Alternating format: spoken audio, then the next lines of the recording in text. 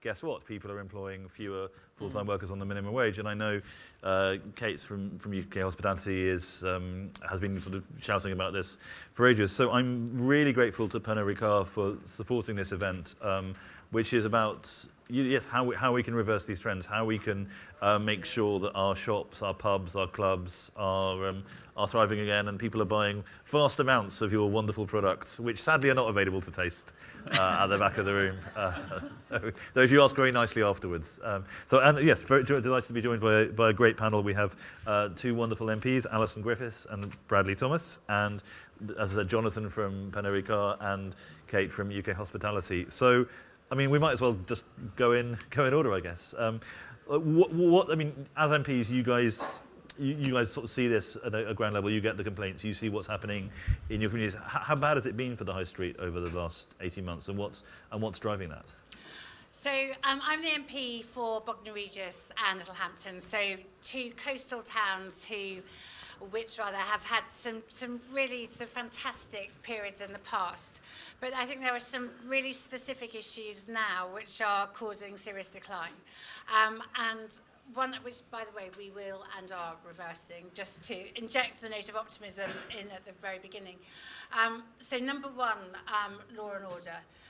The fear of crime and coming into the high street is something that I'm working really hard on with local groups and local agencies. But it is real. You know, high levels of shoplifting, high levels of violent crime and drug taking and drug dealing, and you know, none of this is the stuff you want to see in the high streets. Number two is around housing policy. So working with the council to try and get them thinking about, rather than approving an HMO to come into a town centre, that they're actually thinking about housing policy and how they can develop that. And then, you know, the third thing, as a tourist area, is really thinking about, you know, how do we inject the pride in place, both for people who live there locally and who want to use it, but also so that energy, that dynamism is being attractive to people wanting to come down on holiday there. And all of that feeds into how we support both the hospitality industry on our high streets, but also the shops. And so I see it as a very holistic piece of work that we need to do. It's not one single thing, but we have to save our high streets. It can be more important. And Bradley, I mean, we've spoken about this before. This is one of the things you have since becoming an MP, you have seen just one of the things that has leapt out to you. I think you were saying about what it's like in your community. Yeah, and look, I think high streets, you know, for the vast majority of the public, they will gauge whether their community and where they live and the state of their life in the country they live in, whether it's thriving or declining, probably on the basis of the area immediately where they live, where they go and buy goods and services. And high streets, they're in the middle of this perfect storm of pressure. You've got changing social and economic habits, you know, the rise of the internet, that's seen less footfall in town centres. But there's a Venn diagram where all of these different issues intersect. So, you know, town centres represent the vitality of a place. They represent widespread societal trust. So Alison spoke about crime, you know, confidence in policing. They represent the fertility of the economy to back risk takers.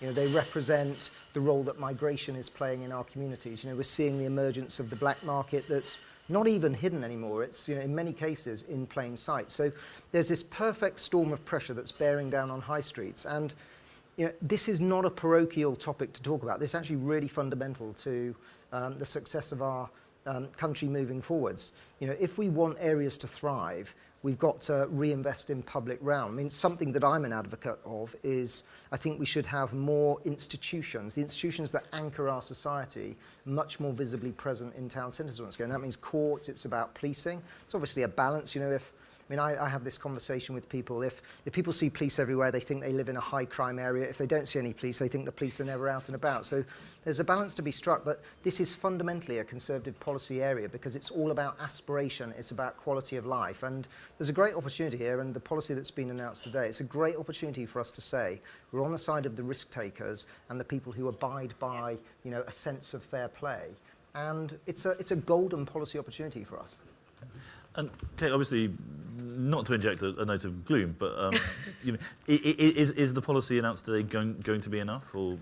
I mean, the policy announced today is a great first step, but obviously you need a Conservative government to be able to deliver that. So you've got, the Parliament to go through. We need the government to deliver on its promise to reduce the multiplier, the business rate in the bill, the tax in the pound, to be able to make sure that all businesses in the high street, all hospitality businesses of every shape and size get the benefit of that. Then if we have this policy on top, that's a material difference, and you can take it further forward. So we will need to do more if we're going to bring our high streets back to life, but we can't afford to leave it in limbo. And, I agree with the previous speakers. I think you've got three key electoral tests, and the high street is at the heart of all of those. First one is, does my place that I live look really nice? Do I feel safe going out in it? But is it vibrant? Is it dynamic? And it's such an important sense of place. The moment, on average, you've got 1 in 5 high street businesses boarded up. In some parts of the country, including Oxford Street, which should be the world's best high street, but isn't, it's 1 in 3. So at the moment, you have businesses that cannot afford to open. And most of our sector in hospitality is foreign direct investment. So that's investment that we could be getting in, that's export earnings that we are just not attracting because we haven't got the right climate for doing business to get investment back into the high street. The second test is, can my young people, can my son, my daughter get a job?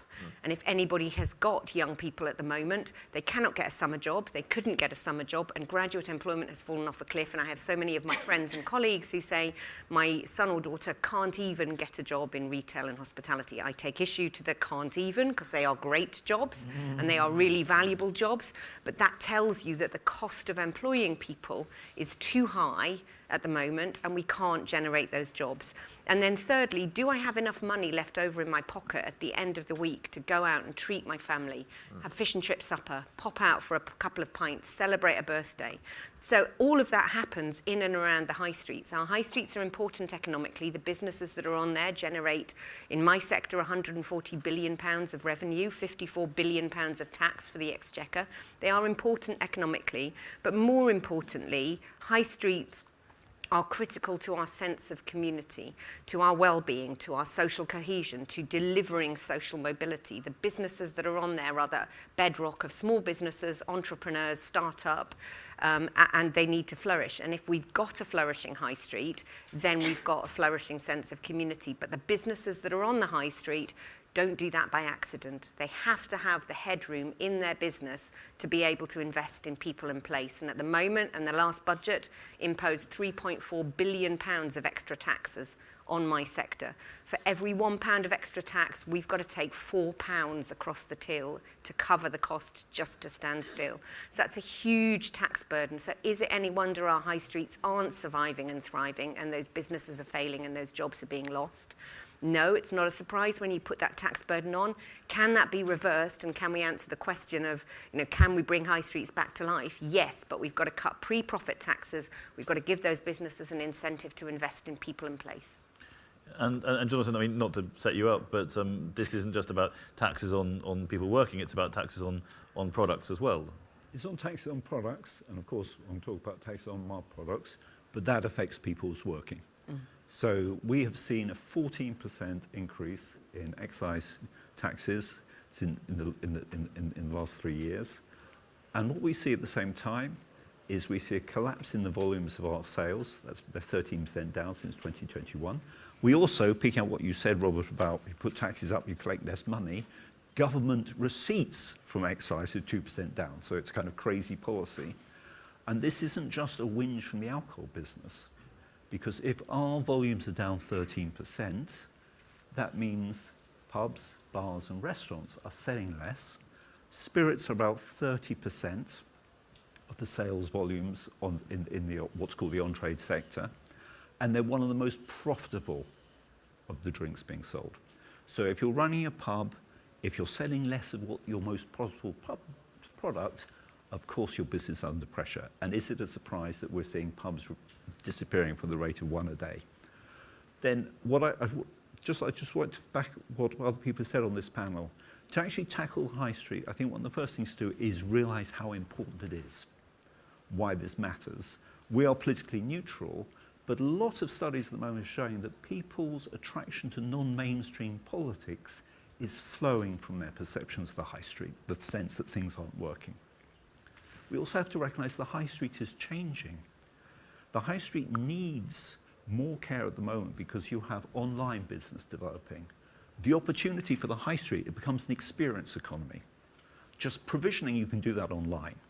But you'll go to the high street to meet your friends, to appreciate the architecture, get a bite to eat, drink. If your high street is boarded up shops, the experience economy is not working. And I'd also back the comments about foreign investment, is part of there's sort of always a risk of skewed policy making at the moment because people will say they want tech entrepreneurs. You won't get tech entrepreneurs moving into a town which doesn't have a thriving nightlife. And there's also, underlying point about social well-being.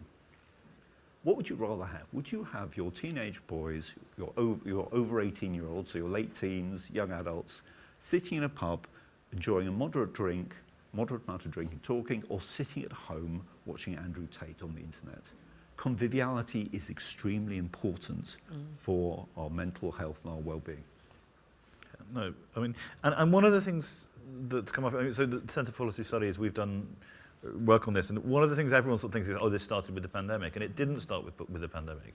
Even before the pandemic, you had the rates of boarded up shops were extraordinary, not just in really poor areas, and it's increasingly in middle class areas. And then what you've sort of seen since is,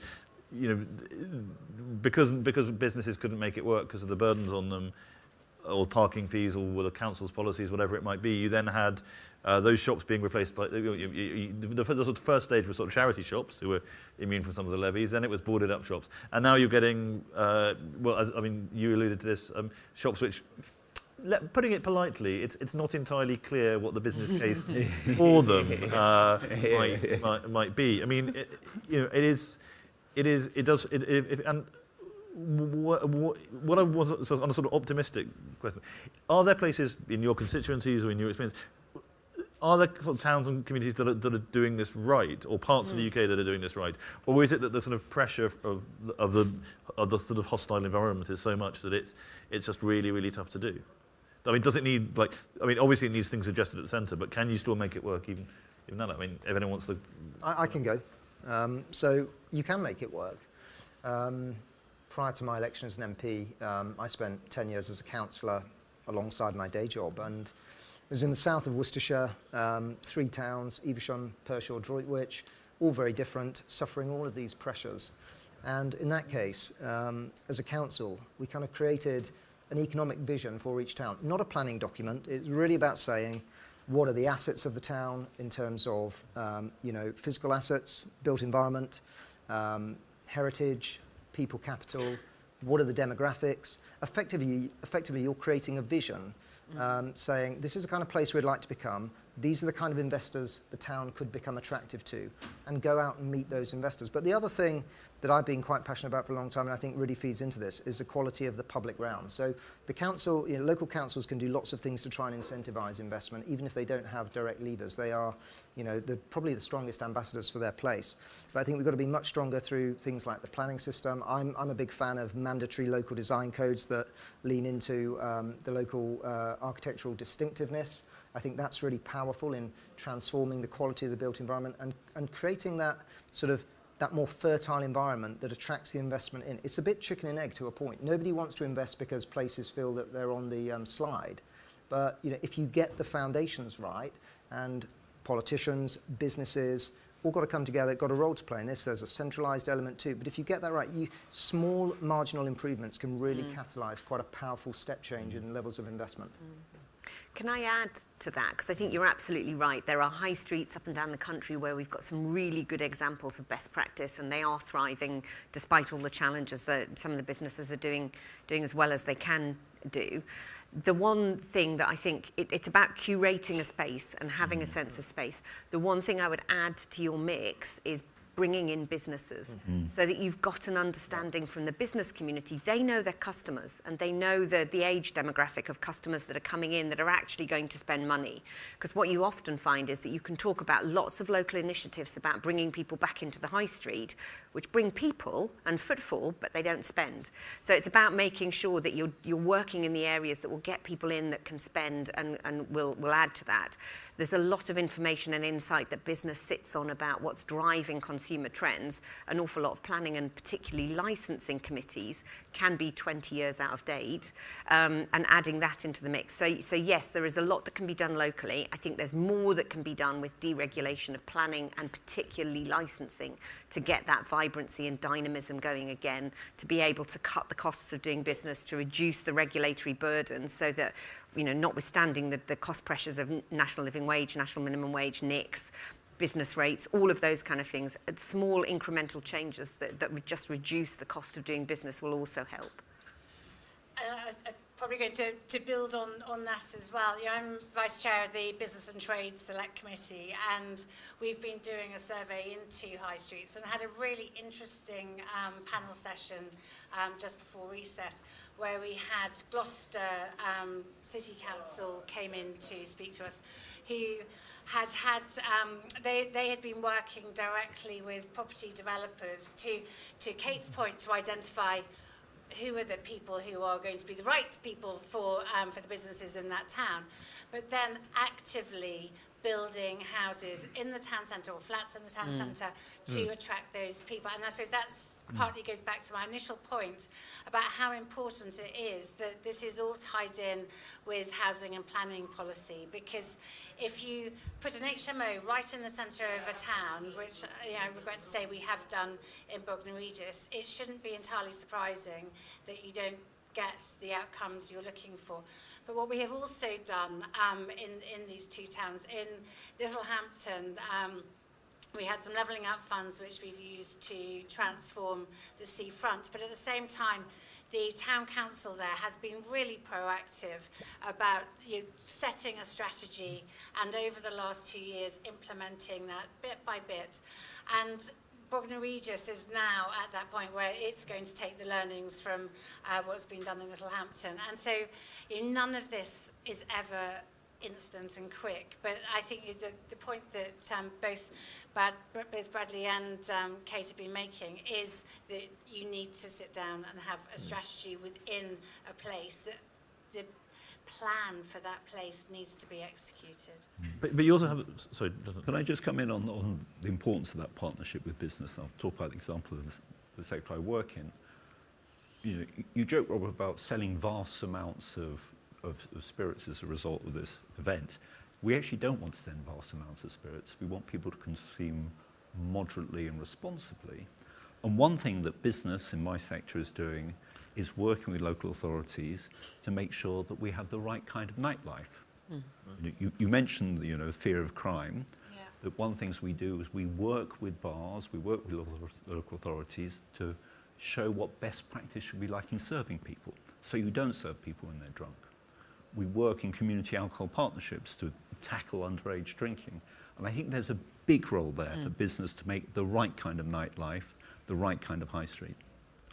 But what was one of the problems that you talked about, planning, and obviously, but it feels like there's always someone who's going to object. So one of the ideas, the very, very basic idea we suggested is, look, we have too many shops in quite a lot of high streets. We don't have enough people.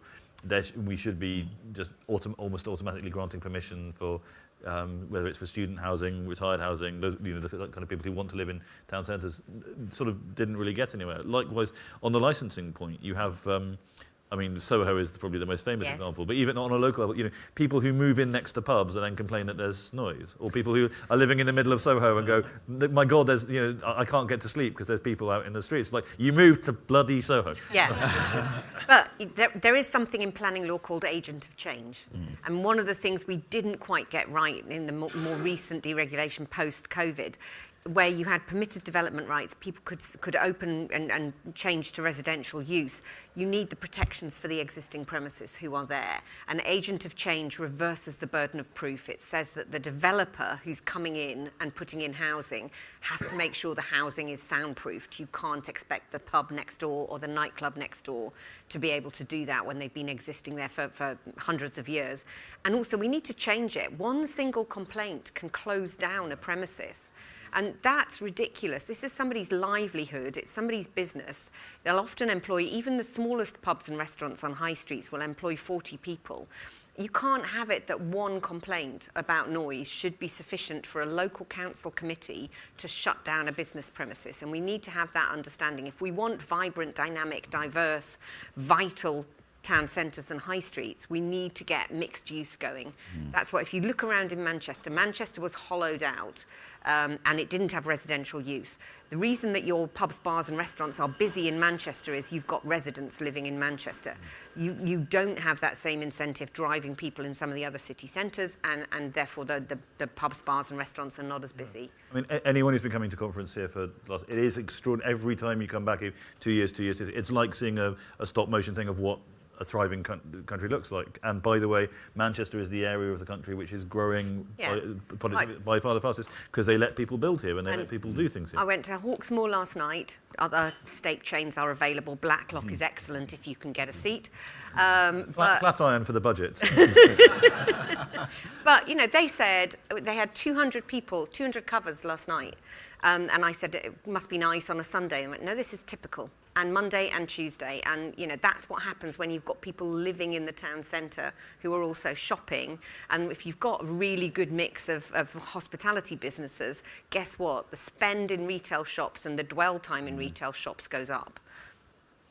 Actually, I mean, the one thing I do just want to go back to the original point about taxation. I mean, Bradley will, I'm sure, sort of reiterate this as well. Every single high street business we're speaking to, but particularly in hospitality, is on its knees because of the taxes that have been imposed by this government and the increase in the minimum wage and the decimation of prospects for younger people coming into the workplace as well, because ostensibly what it means with the minimum wage change is that someone who is inexperienced is going to cost the same as someone who has got experience. And so it almost, you know, without question, means that the business owner is going to go for the person who's 30% more efficient because they're experienced. So there are these taxes. We need to keep talking about it. You know, I suppose I just realised that we've talked for quite a long time without mentioning Tax. what is actually a really massive issue, and we need to make sure we keep talking about it. Bradley. Yeah, just to build on that really, I mean, you know, I was chatting to a publican in my constituency a few months ago, and he was telling me that compared to 12 months ago, he's facing about $2,500 a month of additional cost as a result of government's tax changes. I mean, for so many hospitality businesses, that will be just crippling. That's the difference between make or break. And if it's not the difference between make or break, it's the difference between the restaurateur or the landlord thinking, you know, I just can't be bothered to make a go of it anymore. The whole thing is stacked against me. And of course, you know, it risks getting worse because of other changes that the government are making. Think about abolition of things like 0 hours contracts, which are actually very good for young people, getting them into hospitality businesses. But just one more point, if I can, Robert, on the, you know, this sort of fertility of the environment for investment. I'm going to talk a little bit about planning briefly, because I think in this country we've got a largely NIMBY attitude towards development because we allow mediocrity to reign. A lot of development is identical. It could be anywhere. There's no local distinctiveness at all. And that's why I'm a really strong advocate of the design codes, because I think if you focus on the quality of the public realm, you give confidence to people, you give confidence to the businesses that want to invest. And ultimately, it's probably to a degree an unpalatable thing to say, but we've got to de-risk things for the investor. They've got to have that confidence and certainty that if they want to develop a mixed-use site on, I don't know, some derelict former brownfield industrial complex, that the state in all of its forms is backing them, that they're able to do this and have the confidence to see their development through to try and deliver a return. You know, sort of backing investors and backing capitalism as a driver of prosperity it should not be a toxic topic for the Conservative Party to talk about. Can I give you the doom Please. and gloom stats? Because I Oh, feel go as on. though that's what I'm here for. I mean, yeah, we are running a campaign at the moment saying that our businesses, our high street businesses, our hospitality businesses are being taxed out. We are taxing out of existence jobs and businesses. So since the budget, as I say, £3.4 billion of extra taxes, as a direct result of the change in the national insurance. And it's the change in the threshold, not the rate, but it's the national insurance changes. We have lost 100,000 jobs in hospitality from the economy in the space of a year. And that is in contrast to a generation of about 30,000 jobs in the same period in 2024.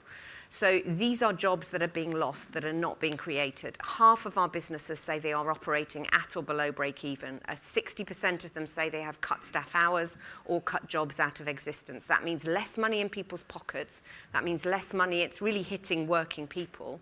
And you've got, in hospitality as a whole, 2 sites a day closing down in our high street. So it's not just about how can we regenerate to be able to get them going. These are businesses that are struggling to be able to continue to survive, to be able to make a profit, and they need to turn a profit in order to do the investment we're talking about. And since COVID, as a direct result of the increase in taxes and regulatory cost burdens, the margin for those businesses has been halved. They are operating on net profit margins of 4%. So any other thing that changes, energy prices go up, packaging tax, a tourism tax, which seems to be the answer to everybody's ills at the moment. Any of those kind of things will just put more and more of them out of business. So what do we want? Vibrant, dynamic, well-invested high streets, well-curated high streets, which create entry-level jobs and jobs for people who are coming off welfare into work, first jobs, common transferable skills. Is that what we want? Then we have to give these businesses breathing room. We have to cut the tax burden. So I did just quickly, Jonathan, I know you were coming, but I can see my colleague Daniel Herring at the back, who's our head of economics, who did that analysis for us on the extra cost. And the point we made, the justification for the government was that, well, if we increase national insurance, at least it will promote automation. It will promote people to. The point we made was this is falling disproportionate. This is disproportionately on the lowest paid entry level jobs, and you cannot automate a waiter. The lowest paid entry level jobs saw a 75% increase in their tax rate. So for that level, for those jobs that are up at £150,000, which just happens to be the Chancellor of the Exchequer, the increase in her tax rate would have been 4. So the costs of employing those people. So at the entry level, you just cut the jobs. For those who are just above entry level and minimum wage and part-time, for those, you suppress their wages. So those are the jobs and the people that are going, and you can't automate. A vending machine can give you a product, only a person can give you great service. And as we were saying, what we're moving towards is an experience-led economy, and experience needs people. It needs people looking you in the eye, it needs people being able to talk to you, and these are skills that any employer wants, and we train them. But we're training them out of existence, taxing them out of existence at the moment. Can I just add? Sorry, I was going to add 3 points on tax based on our experience as a business. One is we do really want governments that listen to business and take notice of the data, because I have spent hours talking to excise secretaries from different governments and to Treasury officials. We've shown the data and they don't listen. And you look at the OBR forecasts for excise receipts last year, they overestimated the amount of tax collected by 600 million because they've consistently underestimated the effect on demand of raising taxes. So one, you need a much more data response and business responsive approach to taxation. Second, you want a government that looks across its different bits and thinks about the costs being piled on businesses from different areas. So we find that we will now have 10p an extra bottle on extended producer responsibility, which is a levy paid for curbside recycling. We're happy to contribute to the cost of curbside recycling, but no one in government was thinking, right, we're going to hit them with excise, and then we'll hit them with the recycling costs. What's that going to do with the high street? And that brings me to my third point, which picks up on what Kate was saying, the unintended consequences of decisions. When you have a massive problem of young people or people of all ages on benefits in the UK, wanting to get into the labour market, why would you price them out of deny them the access to some of the lowest paid jobs by making them too expensive? And just on that point as well, I mean, my favourite thing from the last budget was the boast that we have taken 1 pence off the price, price of pints and added 40 pence to the price of pouring the pint. Yes. Sorry. Yes.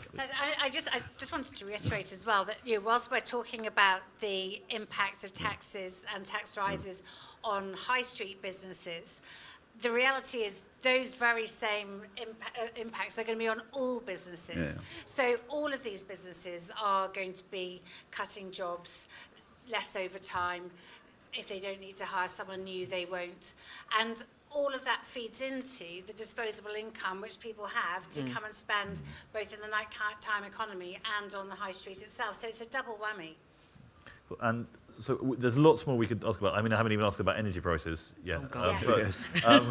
But I think it's probably best if we go to questions, because I've found every time we've done this, every panel we've had, we've run out of, we've had far too many people who wanted to ask questions and not enough time for them. So I'm determined to try and make time for as many as possible.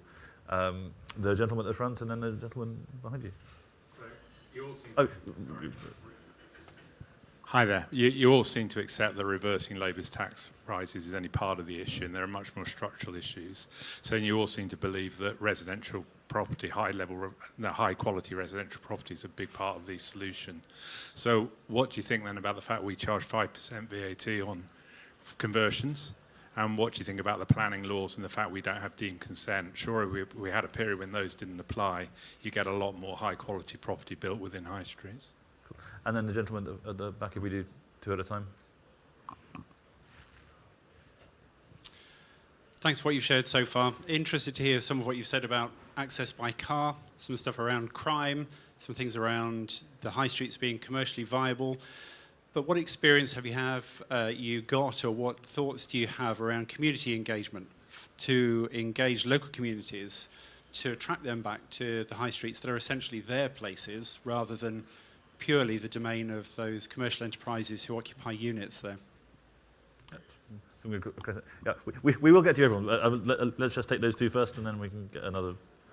We won't get to everyone, but we will get to as many people as we can. Anyone want to come in on either of those issues?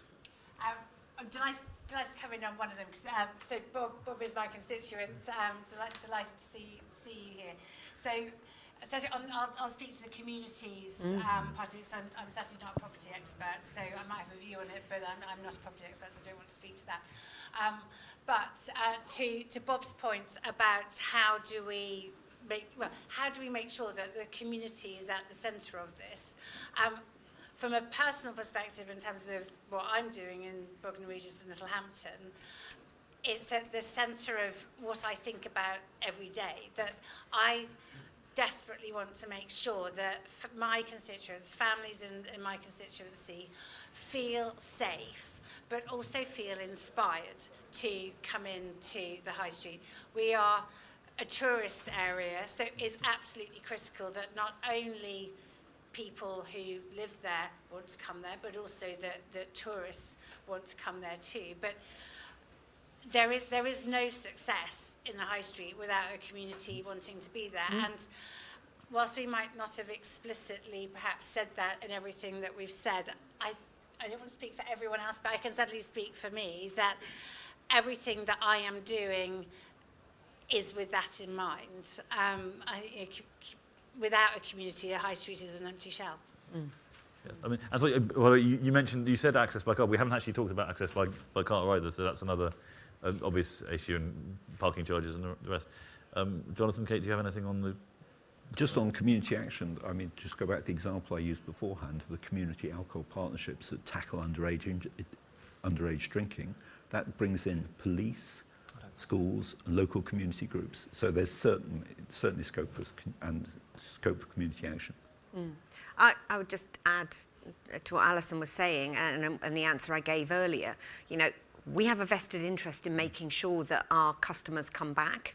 and that we're providing what customers want, and our residents and our visitors are our customers. So we do a lot of outreach, we do talk, and often this is about engaging the business community, because sometimes the developers and the landlords and the local council have a view as to what local residents want, and that's not necessarily always in keeping with what actually local residents want to do. So the amount of times that you'll have restaurant chains, pub chains, or, and by chain I just mean somebody who has more than two, I don't mean global, but you know, that people will say, I would like X in my local authority, or I'd like it in my high street, and it just doesn't work, and we know that it doesn't work, but trust us, the businesses will know what their demographic is and how to get the right mix in. So it's about having that open dialogue that brings the business community into that shares the data. It has to be data driven, and that does come through from having residents forums and talking to the residents. If anyone hasn't read it, there's a fantastic piece by James Frayne, who's a pollster we've worked with at the CPS quite a lot, on how, I think it's Sutton Coldfield is like the place he goes back to poll again and again and again, and it's the most sort of reasonable central swing part of England, and people are never engaged in politics, never engaged, and now they are starting to get engaged and angry, and it's because they've seen, like, we used to have an M&S, we used to have, and now we've got HMOs, now we've got, you know, it's tatty, it's like we've been, that sense of physical. So Bradley, but if I can just add, I mean, to respond to your question, gentle density in relative intensive urban densification is one of the keys, and anything that adds a cost to doing what should be a relatively straightforward conversion is just ludicrous. And as Conservatives, we shouldn't be afraid to say, actually reduce that cost, because again, that's about de-risking. And when I talk about de-risking development in town centres, that's not just for the developer, it's about de-risking it for the community as well. So they've got the confidence around what will come. And just on this bit about the car, I drive, I represent a very rural constituency. I'll probably say something that doesn't get said too much. I think we design too many of our places have been designed around cars rather than people, to be frank. Cars have a role to play. But when you think about the kind of places where we may spend our leisure time, for me, in the West Midlands, it will be places like Stratford-upon-Avon or Broadway. You know, they are places that are really sort of designed around people and the quality of the experience. So if we saw sort of a mindset shift there, I think that would deliver huge gains. In my experience as a former council leader, things like messing about with parking charges, it does nothing to solve the issue. People don't go to places because the parking's cheap, they go because of the quality of the offer. So you've got to focus on the fundamentals of the foundation that attract that offer. Cool. Yes, well, the lady here and then the two gentlemen behind her. Yeah. Oh, thank you. Thank you. I'm a councillor in Wolverhampton, and we have absolutely a lot of empty properties in the high street. So I'd like to know what the panel thinks about high street rental auctions that I know the Conservative government brought in at the last part of their stay, if you like. Cool. And then Thank you very much. And my community is up in Scotland, particularly around St Andrews and Cooper, which is a very successful both high streets thanks to the golf and tourist situation. But when Labour announced that they're going to advocate for communities to veto certain stores popping up in their community, they loved it. And I felt there's a bit of a danger here where we might have the tyranny of the planning committee again. And I was wondering, what's the Conservative view on trying to tackle the vape shops, and in Scotland it would be the tartan shops that you see everywhere that no one goes into? How would you tackle that without creating an incentive structure for the tyranny of the local councillor, where we would strangle any new entities coming into the town? Good question. And then let's just get my hand. Very good question. Just straight behind. Hi, I'd like to build on Jonathan's point. I sit on the local alcohol partnerships group, and these bring together initiatives such as Best Bun None and Pub Watches, who are actively involved in tackling antisocial behaviour and providing a safer socialising nighttime economy. These cover thousands of businesses across the country. I don't know if you're aware of them. They're probably, I can almost guarantee they'll be active in your constituencies. So that's sort of bottom-up approach. How do you co-opt these active individual businesses who are working together as part of the solution in your local areas? Okay, well, that's a range of... Please. Do you want me to Whichever one you want. Kickstart. I'll leave the third one because I'm very well aware and I would endorse everything that you just said. Talking about the rental auctions, they're actually two sides of the same coin. The reason you've got a proliferation of vape shops, tobacco shops, charity shops, whatever it is that we're talking about, tartan shops, sorry, it wasn't tobacco shops, or barbers, Turkish barbers, or all of those kind of things. The wrong approach is to look at planning controls. The right approach is to look at what is stopping good businesses from going into those sites. Why do you need a rental property auction? Because sometimes a landlord's sitting on a property, or the rent is too high, or the cost of doing business is too high, or the rates are too high. We need to give some flexibility around all of those. So the wrong thing to do is to look at the control to say don't do it, because then you'll just have voids. Because, you know, Oxford Street is the classic example where if you took all of those out, you'd probably have half of Oxford Street that's empty. And you'd probably have the same across High Street. And you need to have a vibrant, you need to have open shops. The right approach is to look at what's the cost of doing business? How can we make sure that the businesses that we want to see in those areas have a better chance of success? Rental property auctions, great idea. I don't know why it took so long for them to be pushed through and implemented. I started talking post-COVID. That was part of my post-COVID recovery plan with the department in 2021-22. I'm not quite sure, as I say, why it took so long. In addition to that, you need a ban on upward only rent review clauses so that commercial landlords cannot just accelerate and increase those prices. Otherwise, those entry level, because it's only going to work for new entrants into the market and new startups. It isn't going to work for hospitality because they're not long enough length.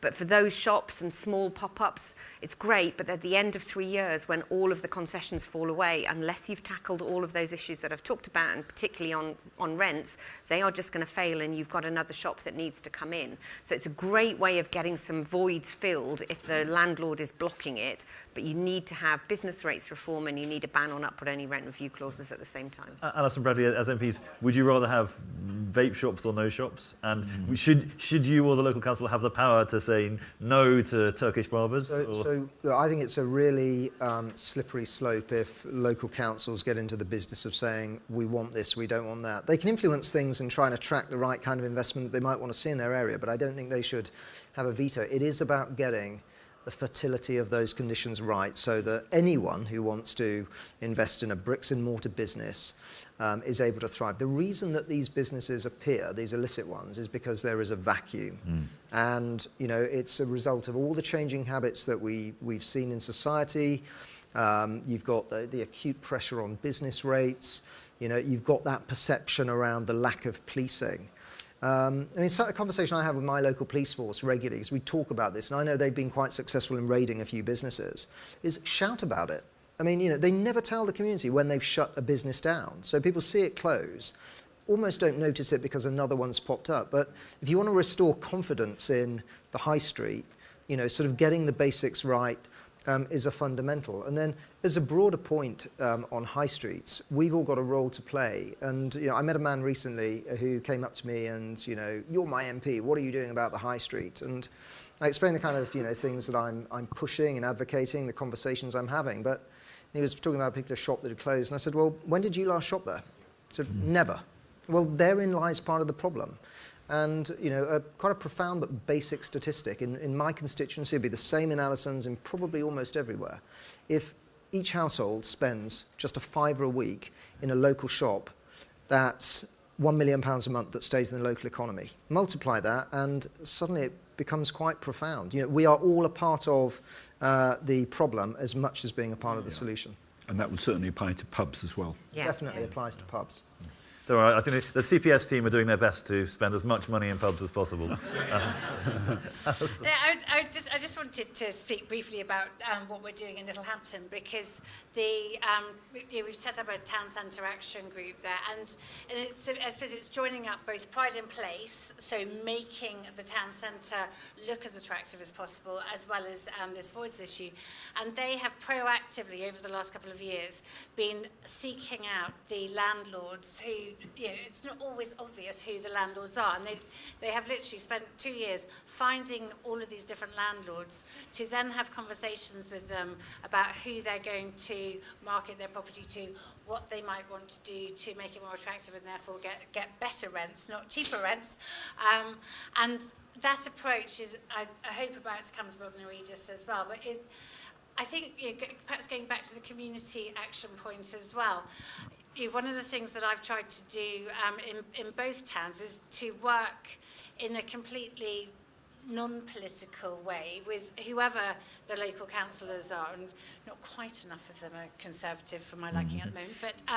But the bottom line is we need outcomes, and we need to find ways to work with all of the agencies in all of the towns to get the right results. And Jonathan, I was sort of saving local alcohol partnerships for you, but I assume you'd be entirely in favour? I'm entirely in favour, so...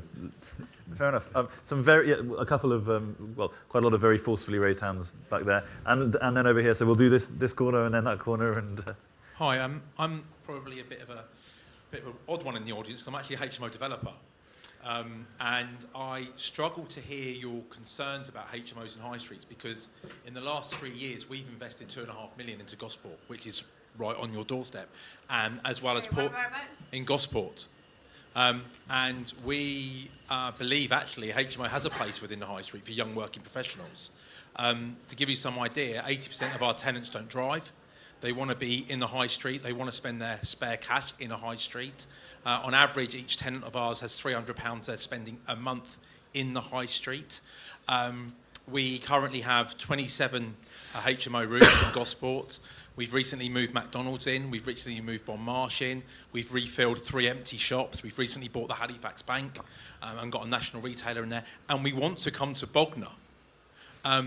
Now, my concern here is that you have this HMO attitude across the country that automatically it's going to fill with people who... Can I answer that? Yeah. Answer that specific I'm not having a question? go here, but it's just an interesting... No, I'd really like to answer that specific question, because if you and I were to meet outside this room and you were to reassure me of exactly how you check on who the tenants are who are coming in, then that would give me great reassurance. But my concern at the moment in the HMOs which exist at present, which clearly are not run by you, and I'm sure you are a responsible landlord, and so perhaps I will welcome you coming to Bognor.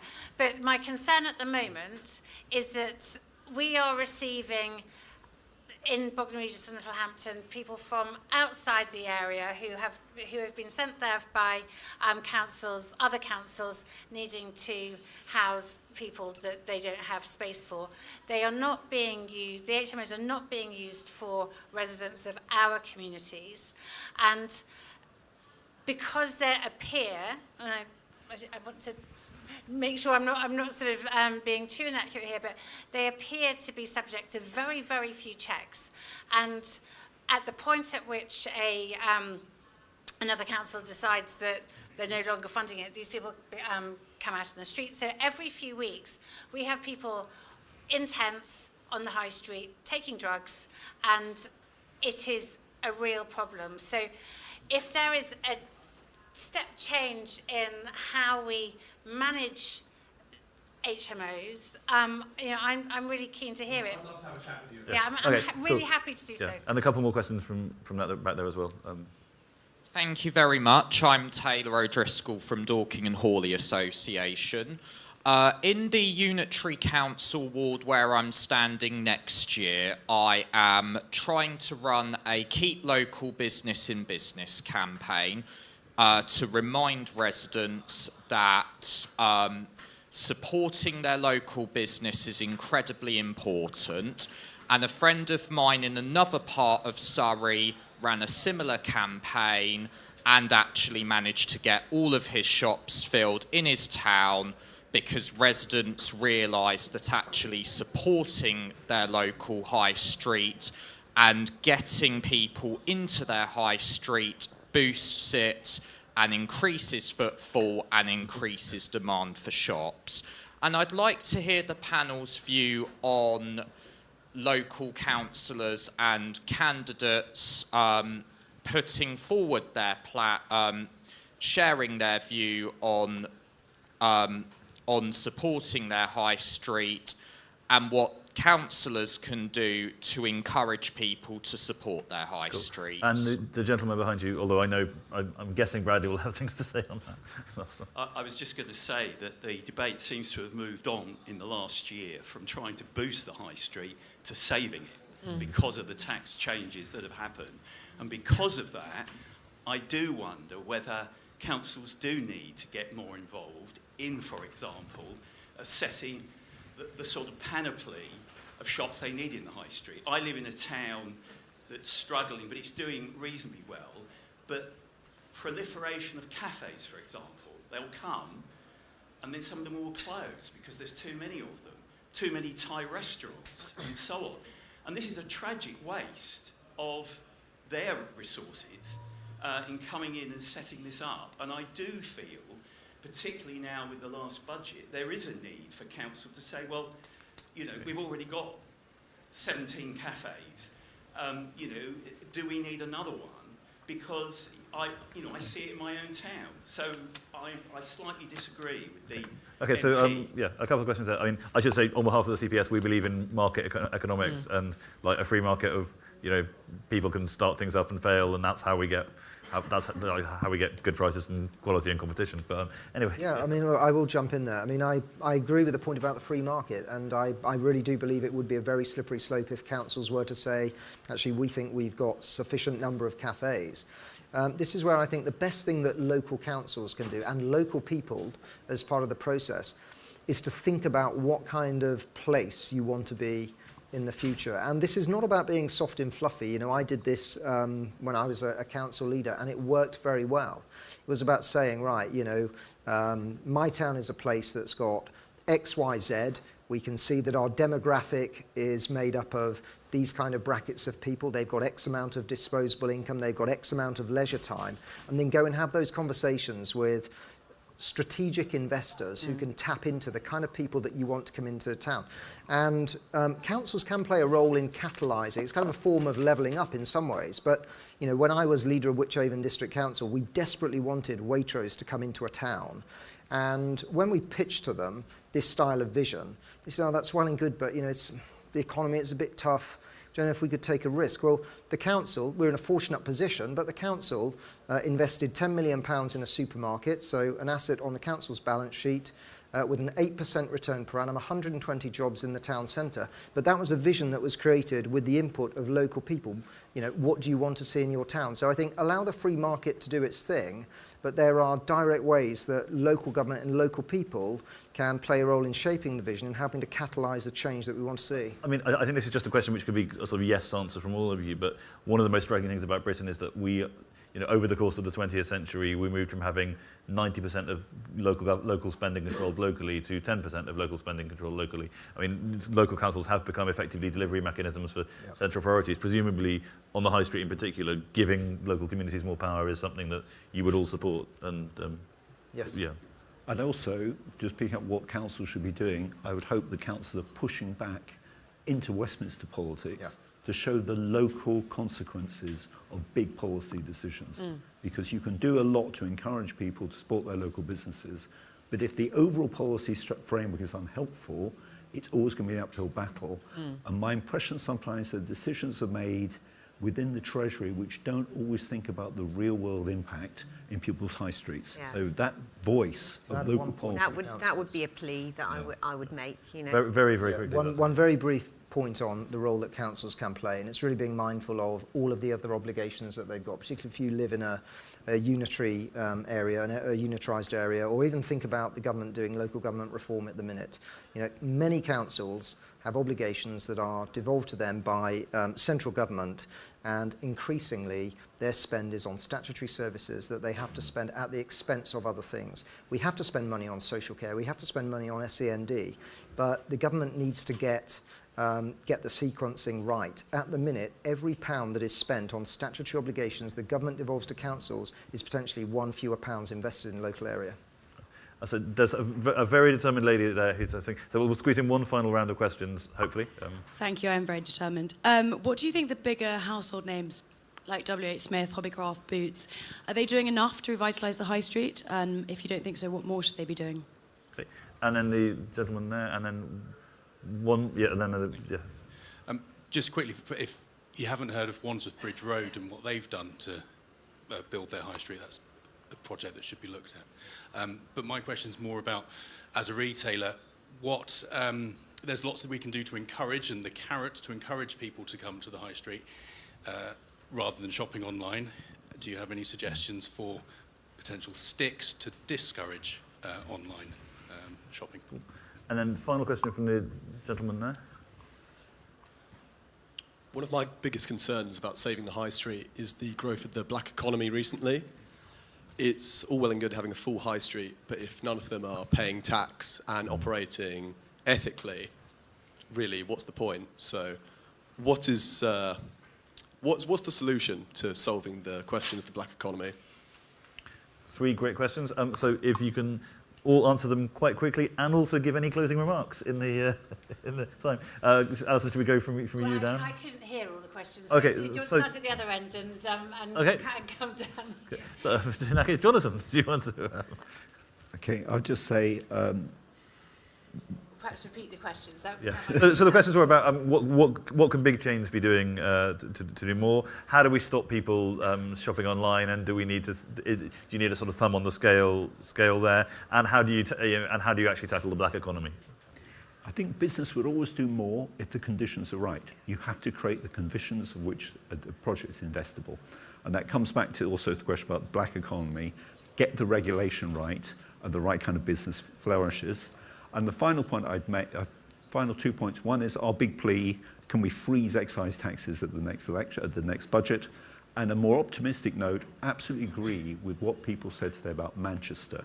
So when thinking about the high street, enjoy Manchester today and think, how do we replicate what works so successfully here?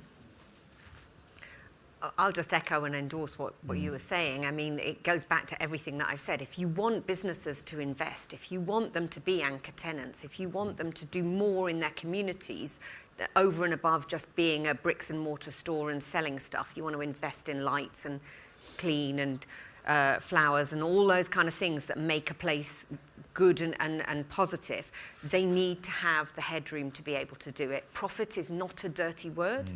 Yes, we pay taxes, and that invests in vital public services. Our sector, 75% of our profits go back to the exchequer in tax. So we have to get to September in the year before we end up earning money for ourselves. A bank, it's probably April. So they need to have the headroom to be able to do that. Then they can do the nice to-dos. And also market forces, both online and what's happening in the high street and the big chains. You can't put the genie back in the bottle. And you do have to allow market forces to do it. I firmly believe as we go forward, high street retail will be more of a showcase, and you will still do it online. The key is, do we get the tax balance right so that those businesses that are property intensive, asset intensive, high street intensive, incidentally, they're also labour intensive, so they are positive because they have that social good. You need to make sure that the tax system doesn't penalise them, that they're incentivised to remain in the high street. And then you do need to make sure that online businesses are paying their fair share. You can do that by rebalancing the business rates regime. They could pay more. Those big ASOS warehouses, big Amazon warehouses that are probably employing 2 or 3 people, they could pay more in business rates, and that would allow people to invest in the high street and reduce the business rates burden on hospitality in the high street. And that's the way to tackle the black market, the businesses that are there and not paying their fair share. Yes, of course, you've got to tackle those, but you wouldn't have them opening up if you had well-invested high streets with businesses that could come back in. And I mean, strikingly, it was, very few people remember this, the one promise Labour made on business taxation before the budget was to do something about business taxes, and the one thing they haven't done is business rates. Bradley? I mean, look, I think it's largely been said, you know, the reason high streets are in a state of distress, or relative distress, is because of all the habits, you know, around shopping, moving online. There's a vacuum that's being created. The business rate system is not fair. It's, in my view, frankly, scandalous that you could have, say, an independent shop that's paying the same rate as a Tesco Express that turns over £250,000 a week. There's probably not a fairness in that. And the way to tackle all of this is really to create those conditions in which business can thrive. That's business in all of its forms, whether they're a big multiple or whether they're an independent retailer. And just on the black market question, you're right. Any business that's existing without paying its fair share of taxation, contributing in all of its forms, economically and socially, to its place, is something that we should crack down on. But they thrive because there is a vacuum, and there is so much that government and local authorities together could do to really, see a step change come about in the vibrancy and vitality of our places. I think the last two things I'll probably add on the the large businesses on the high street, the WHBs, etc. I just really want to make sure that they are getting involved with the local town centre action groups, because actually in our area they're choosing not to, and actually it's a great shame, because I would argue they, as much as small business, need to see the high streets thrive. And the final thing I just want to, I suppose, leave us with is net zero and the impact of the levy on energy costs is decimating the high street. We probably haven't talked about it quite enough, but it's not energy costs that are decimating the high street. It is the levy on the energy bills, which is decimating the high streets. And I think we need to think about how we can push that date out significantly rather than trying to get to an unrealistic 2030. Thank you so much. Not that we are obsessive about certain topics, but the next panel in this space is Getting Britain Working, How Businesses Can Boost Growth. You're very, very welcome to stay for that, but whether you are or whether you're not, I'd like you to say thank you to Pernod Ricard for sponsoring this event, and to our panellists, and to all of you, thank you very much. Thank you.